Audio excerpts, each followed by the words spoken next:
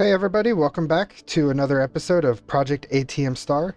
I believe this is going to be episode 7, and we have a lot going on today regarding the AE2 and automation. We're going to dive a little bit deeper and seeing what we could get set up and see how far we could get. So let's go ahead and jump right into it. Now, in between episodes, as you can see, I did finish sort of the mob farm with the spawners there. You could kind of see the blazes. I also added the wither skeletons in there, so those are pumping out like crazy. And then also in this room next to it, I have set up the Zycraft extractors. Just one so far, and this is for the Skystone's dust, so that we could dive a little bit deeper with. I believe it's some of the extended AE or possibly the advanced AE that requires Skystone dust. So we're going to go ahead and check that out. And then also, if you see here, I added one more inscriber so that we could have the silicone, the calculation, the logic, engineering going. And then we have it coming in here to do the final product. We might not be keeping this setup for very long because I would like to get into the crystal assembler and the circuit slicer. That will speed this whole thing up really quickly just with two machines. I also want to try and get the reaction chamber and the matter condenser. I want to get those going as well so that we could progress even further with Applied Energistics. So let's see what we need here. What we're going to be starting with most likely are going to be the ME pattern providers and then the molecular assemblers. Once we have that though, we'll also need to work on, let me go to the quest line so I could show you guys. Where are you at? There you are. Okay.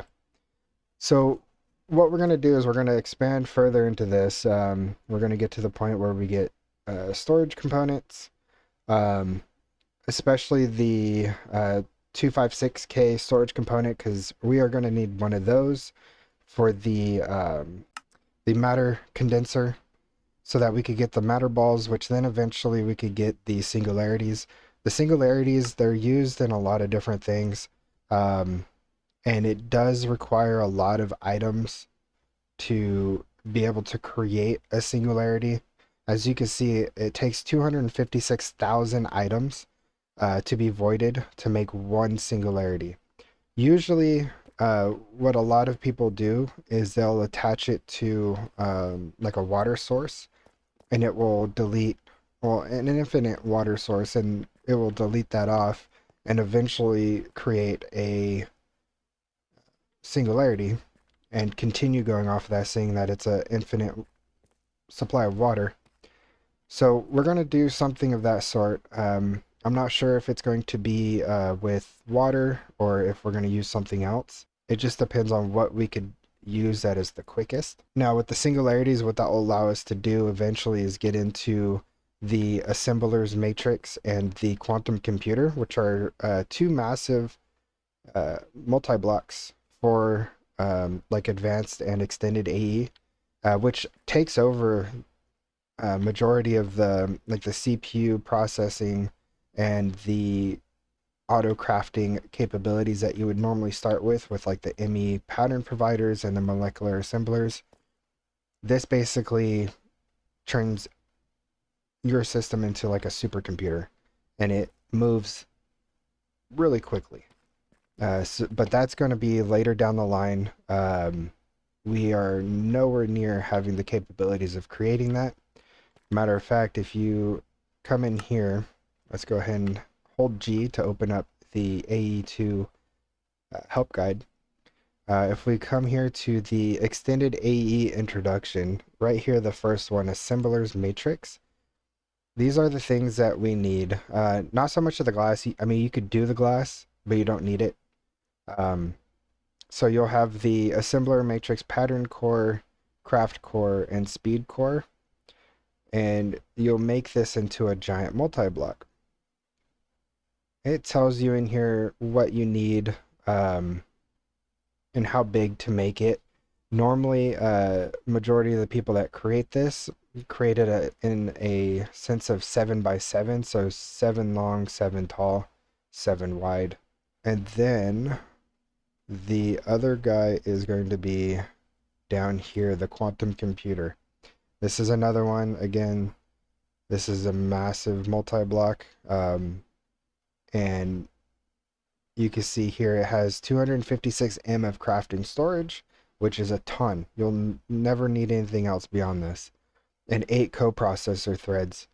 Super quick, especially when you add in these quantum accelerators, the quantum multi-threaders. You're quite literally making like a supercomputer. It gives you kind of an idea. Again, this one's also a 7 by 7 by 7. This gives you what you are needing to put, or kind of like the items that you're going to need. So like the computer core, the data entangler, the multi-threader, and then of course the quantum computer structure blocks. And you'll be set for the rest of this game with this thing. I've done it once, long time ago, and the thing was super quick. So we're gonna go ahead and jump right into some more AE2. We're gonna complete some more of this quest line. We're gonna start unlocking up here so that we could, get the quest completed. I'm kind of a perfectionist. I like to complete the quest. I don't like to kind of get things skipped over.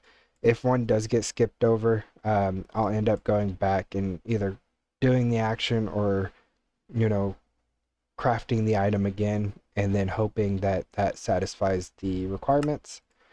So what we're going to do here is we need to, as you see, the ME pattern access terminal and an ME pattern provider. This will go ahead and get us started for this little section up here, which leads us down the line of getting our automation, crafting, co-processing units and storage, and of course the molecular assemblers. And also we've made quite a bit of acceleration cards as well, but we'll most likely just need to put at least one into our inventory, and that should be complete for that. So let's go ahead and get that started. So I'm gonna bookmark the ME pattern provider and the ME pattern access terminal. So this one requires engineer processor, illuminated panel, and an ME pattern provider. So we'll have to make 2 of these at least. Well, I mean, we're going to be making 8 of these to go with 8 of the molecular assemblers. So let's see what we are going to need to do this. So some crafting tables, super easy to do. Looks like I need more planks. I'm going to go ahead and just get that out of the way. Okay, that should be plenty. For now, at least. So let's see, 1, 2. Okay, so we only were able to make 2. We need some more annihilation cores and formation cores. So let's go ahead and let's do about 16 to start with, of each. Oh, perfect. Ran out of dust, which is perfectly fine because I actually have the seed going. So we have the Fluix essence coming in, which is a simple craft of just straight across, and we can get some dust. Or if we need more Fluix crystals, I believe it's just 8 in a square, just like that. That will get us what we need. So let's go ahead and make the rest of these. I'm going to make 9. One for the pattern access terminal here. And I believe I already have the engineering processors, and I have the illuminated panel from a previous craft. So that's fairly straightforward. And that gets us that started. So let's go ahead and go down the route so we can get to the molecular assemblers. Again, it's not necessarily needed to do the quest line. However, I do enjoy doing the quest line because it kind of helps you along the way on what you need to do. And if you get lost at some point, which don't get me wrong, I get lost in this pack quite easily, and that is exactly what the quest book is there for. It's to help you kind of stay on track, and if you do end up getting lost, you could just go back to it and pick up where you left off. Super easy. So we got the blank patterns. These are going to be what is used to create our auto crafting patterns for items. I'll show you that in a little bit here. Let's go ahead and grab one of these and turn it into that. So I have an access terminal and an encoding terminal. Encoding terminal is where we put the blank patterns in and we encode the craft into the blank pattern. And then we could use the pattern access terminal to actually place the patterns if you don't want to go around to each ME provider, pattern provider, and putting on the patterns in there. So there's a couple ways you could do it. So let's go ahead and get rid of that. Matter of fact, I want to rebook the blank pattern because that will be our first pattern. Your first pattern that you create is always going to be to create more patterns. It's just that simple. So let's go ahead and see what else we need. Okay, we could do the moleculars now. Let's see if I can make 8 of these. Okay, perfect. I like to do 2x2x4 tower for the ME pattern providers and molecular assemblers. So that's 8 total channels in just one cluster, which is perfect to basically start off with. Then we create some more to get more room when needed. Okay, so let's go ahead and see. We need these guys right here, the crafting storage and the crafting co-processing unit. These are a little tricky. Now, I would like to start off with the 256 crafting storage. However, I don't know if we have enough to get to that point. If we could at least get to the 64K, that would be awesome. So let's go ahead and bookmark these two. Gonna need that. Let's see. And then we're gonna need one of these guys here. Super easy. It just needs an engineering processor, which we got that, and then the crafting unit requires 2 calculations of logic, some ME cables, and iron. Those are easy to make. So let me go ahead and head straight down. Let me go ahead and kill this guy real quick. Oh.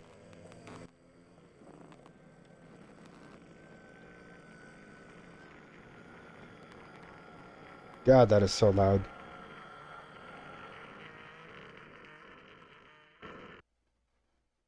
God, those are so loud. Okay. I guess he didn't want any of it. Fair enough. So I'm going to go ahead and put this over here.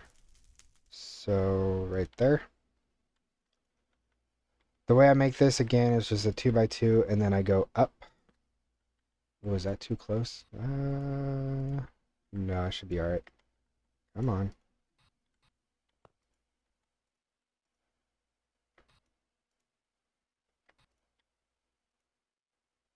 Okay. Perfect. Perfect, perfect, perfect. And then what I could do is I could bring the cable down to touch. Actually, do I even need to bring? I could just put a cable to connect. Okay, let's see. Cable, grab this guy, and boom. Okay, let me make sure they're all online, and we are looking good. All right.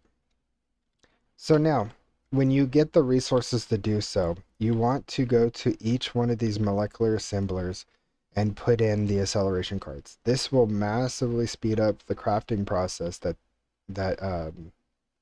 you have queued up.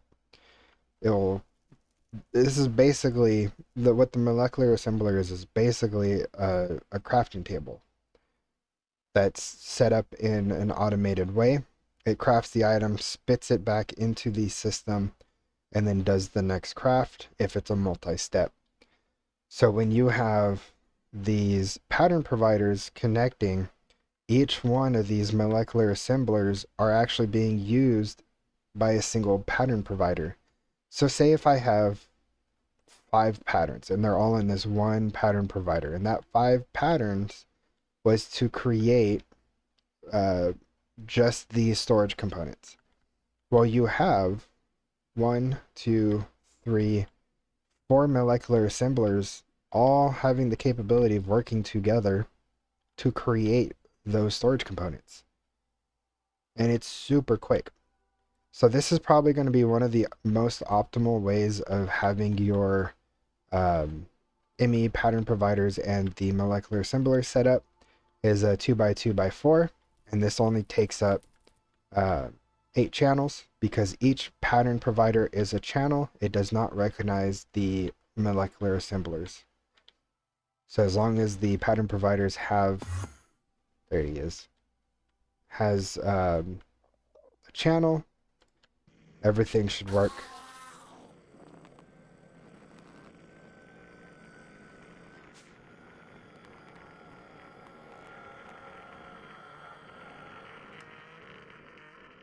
Okay, I'm turning that down. That is so loud.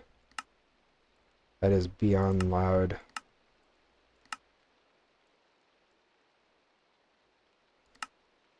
We'll keep that kind of like mild. Teleportation isn't so bad. It's everything else.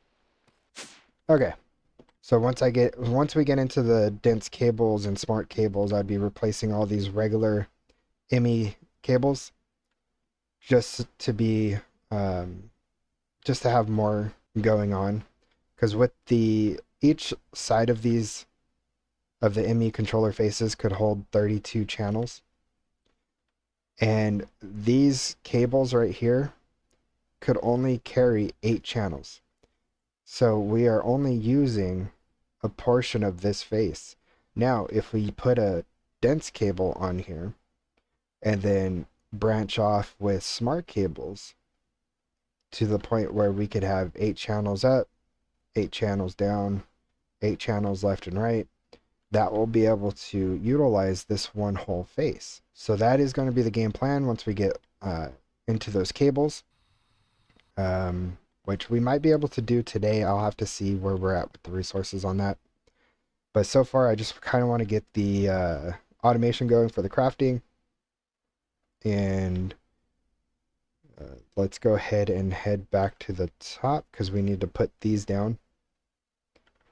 So let me go ahead and find the right one. Let me go ahead and sleep so we don't have to worry about the rain. And, you know, I did watch a video maybe like about a week ago or so on Pilpo's channel where he did the Ars Nouveau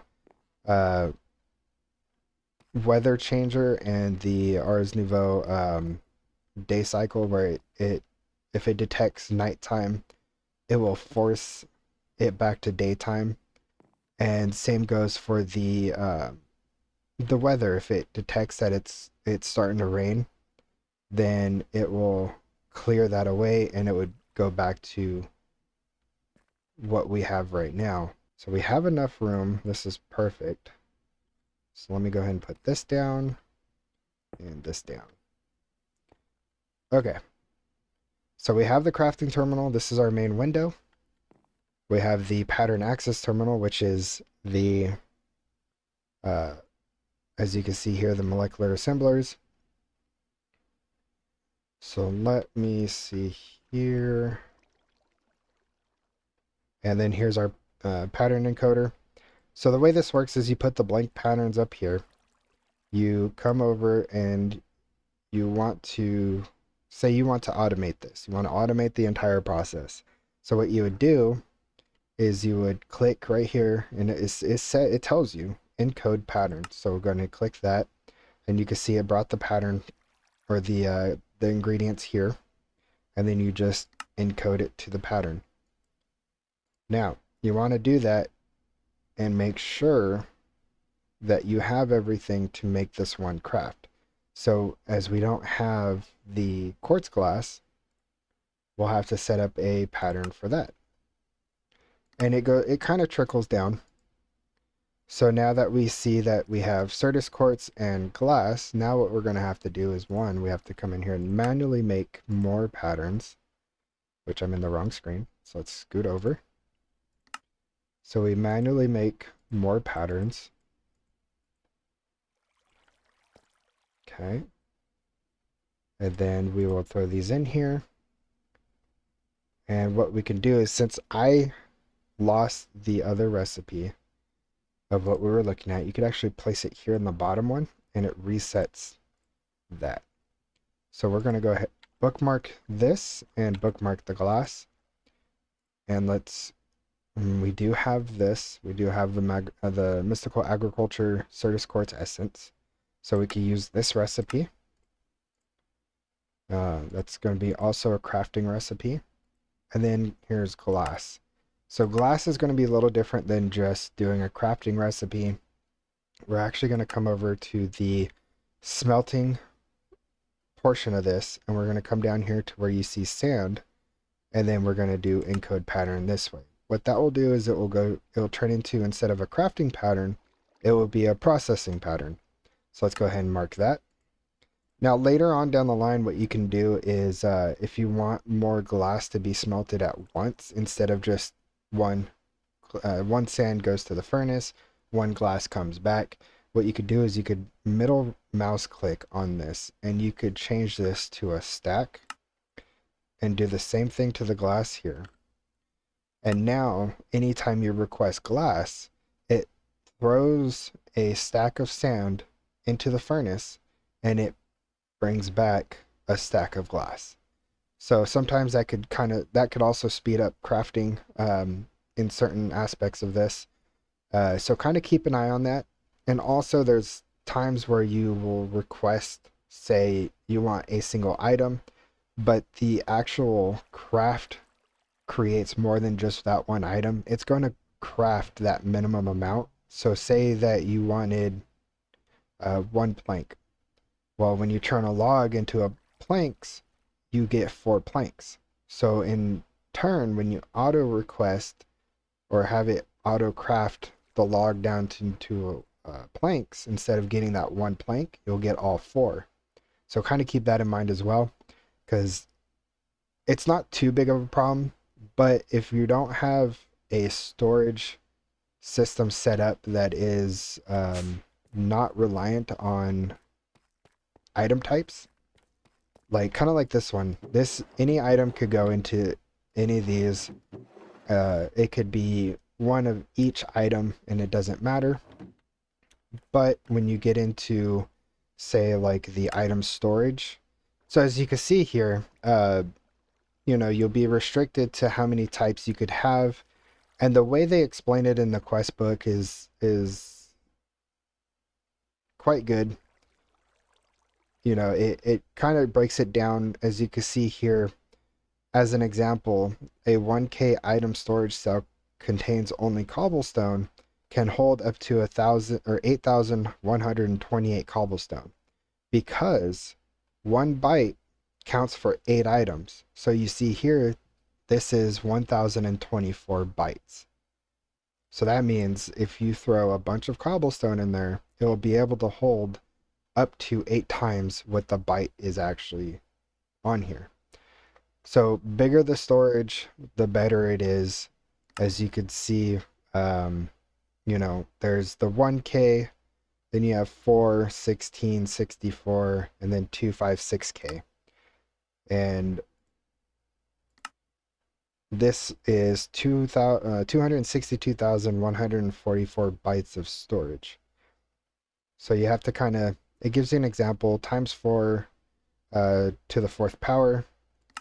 And then it just gets more insane the deeper you get into AE2.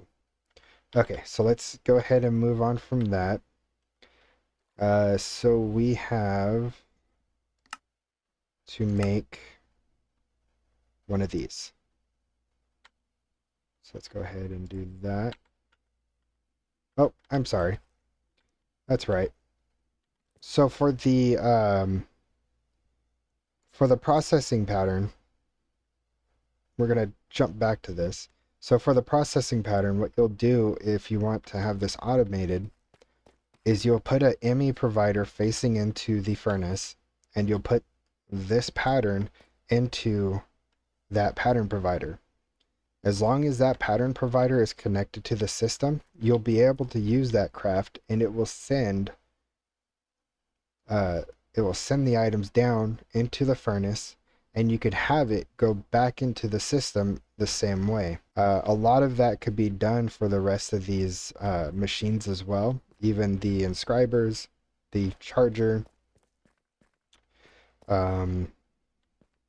you know, all the machines that you could pretty much do, you could set up an autocraft for it and have that, you know, constantly working. So let's go ahead and come over here. Why is this not pulling in?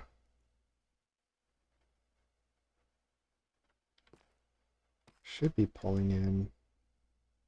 Okay, that's fine.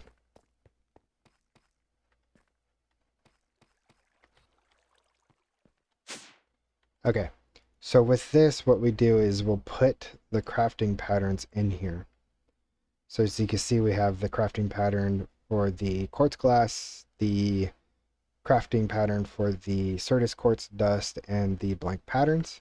Now what we can do is we can open up our terminal, and if we see the blank pattern, you see it has a little plus sign. That means we can auto craft, or at least attempt to auto craft it, as long as we have all the correct patterns in place and we have all the items necessary to create those patterns. So let's go ahead and see if we can make, let's see if we can do 64. I just did glass a little bit early, so it should be able to make everything, hopefully, and it's looking good. The only problem is we can't really do this yet until we get CPUs. So let's go ahead and work on that now. We're going to need these storage components.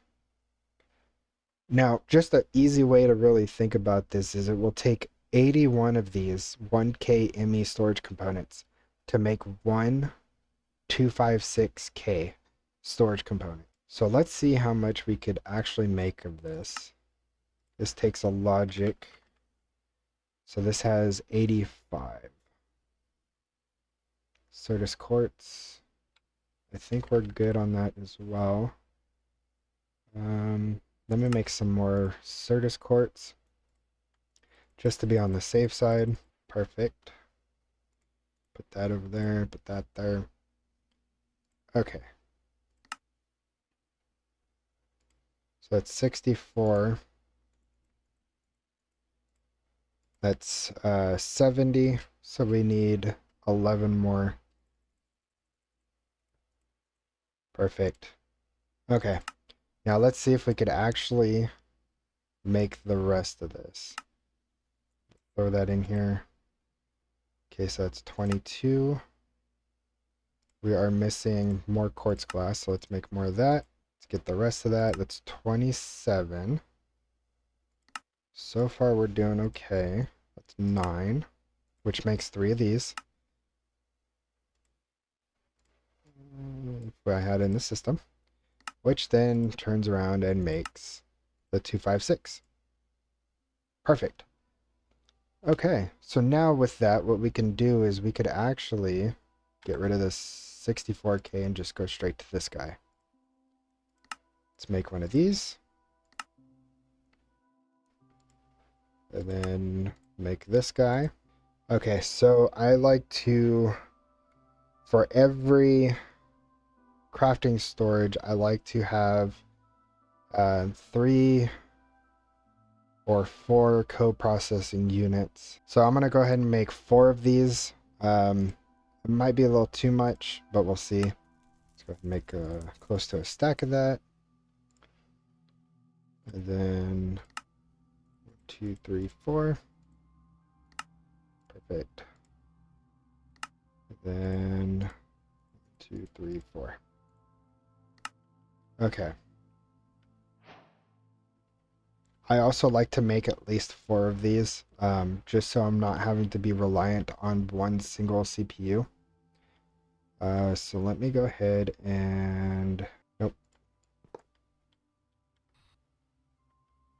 Let me put it one over. Just so we're not being...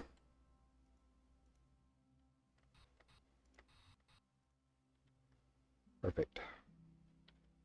And since it's touching the face, which is fine for right now, it looks like everything is online. So now, if we try and go back to creating more blank patterns, let's go ahead and do 64. Next. As you can see now, the start button is no longer grayed out. And you see here we have everything available. So let's go ahead and hit start. And then you can see the process up here. If you click this little hammer icon up here, you can see how it's working, and it's done. Perfect. And we have a stack of blank patterns. Let's see, is it this one? Yeah. So let's go up one more. And we could throw the rest of this in here. And then what we'll want to do is have this set up as a craft. Have this set up as a craft. And same thing with this. So basically you're just having to make sure that you could go through and actually have the ability to make this, make sure that the system understands how it's made for each item. And you could also see what's already in the system as a pattern. It will come up and show as blue if you already have it. As you can see, there isn't anything else that's highlighted blue except for the quartz glass. However, if we go back down and we throw these guys in here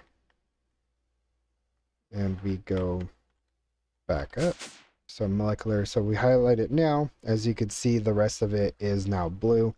So we got the auto crafting going. Let's see if we could get more ME patterns. Let's see, so we need 2 for the furnace. We'll need 5 for the inscribers. And then the ones for mechanism, that's going to be a whole nother ballpark. That is just something that I will have to go more in depth, because the way it is, it's kind of confusing. As long as you have resources coming in, it will be kind of easy, you know, say for like diamonds, redstone, and coal, the things that you need for mechanism to step up the alloys and the circuits. If you don't have that just yet, automating this process probably wouldn't be the best thing, because this requires almost like a constant flow. So what you would do is you would upgrade the enrichment chamber to be able to hold more items as it goes through, and then you're going to have it automatically set up to take in coal, redstone, and diamond, and I believe refined obsidian. That one I'm not 100% sure of, but I do know coal, redstone, and diamond. You'll have it fed constantly into the enrichment chamber, which then will be put back into the system just to be pushed back into the metallurgic infusers. So all that's going to be happening on a continuous basis, and unless I stop it for some, for some reason. Or if I run out of the resource that allows it to continue to flow properly. So there's a whole big setup around it, that I will probably have to go in a later episode for that. So let me go ahead and let's just do 7 for now. And there's the cool thing about the requesting craft, the screen that we're in right now, is you could go, okay, so I have 2 furnaces, so I need 2 for that. And then plus, I think it was 5 inscribers, so let's do that. And then let's just say 2 more for the enrichment chamber, and crusher. So that equals 9. So I'm going to go ahead and hit the next button. Let's see if we're able to do this. And it looks like we do have everything needed to make the 9 ME pattern providers. So let's go ahead and do that. And wow, that was actually pretty quick. Let's grab those. And in between cuts, what I did was, while waiting a little bit for some resources, I updated our mechanism machines. So I kind of tiered them up a little bit. I don't have any speed upgrades in them or anything yet, so they're still kind of base machines, as you could say. But what I'm gonna go ahead and do is, I have the cables already ran, so let me go ahead and plop these down. And 2 over here, and 2. Okay, perfect. Now, from this point forward, what you want to do is you want to make sure that these pattern providers are facing into the machine. Because if you leave them as is, they're going to try and push the ingredients to all sides. And it will push into anything that will accept it. So we want to make sure that we change that. And the way to do that is we get our wrench and we make sure that we click on it, the arrow is pointing into the machine, so that when you start your autocraft, that all the ingredients will go where it needs to go. So let's go ahead and do that for the rest of these machines. And then also for majority of them, these machines, you want to make sure that you have it set up to where the top is input and output, so that it could accept the items and then push out the items back into the into your system and complete the craft.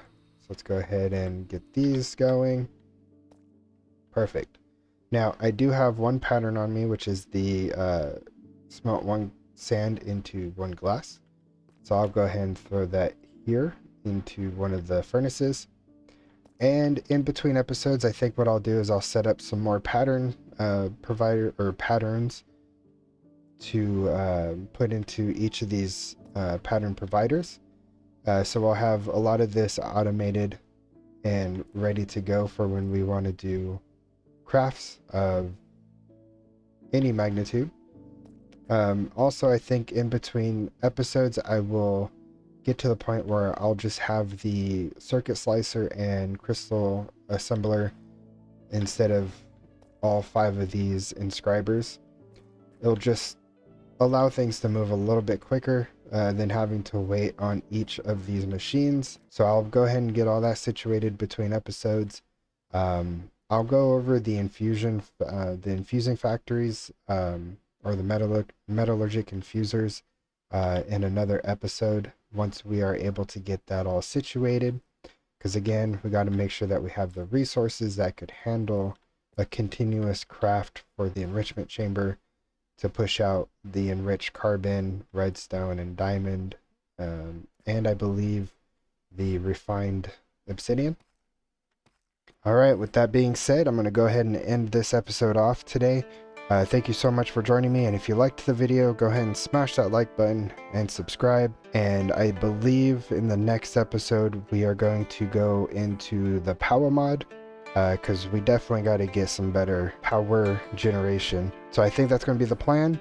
So until next time, I will see you guys later. Goodbye.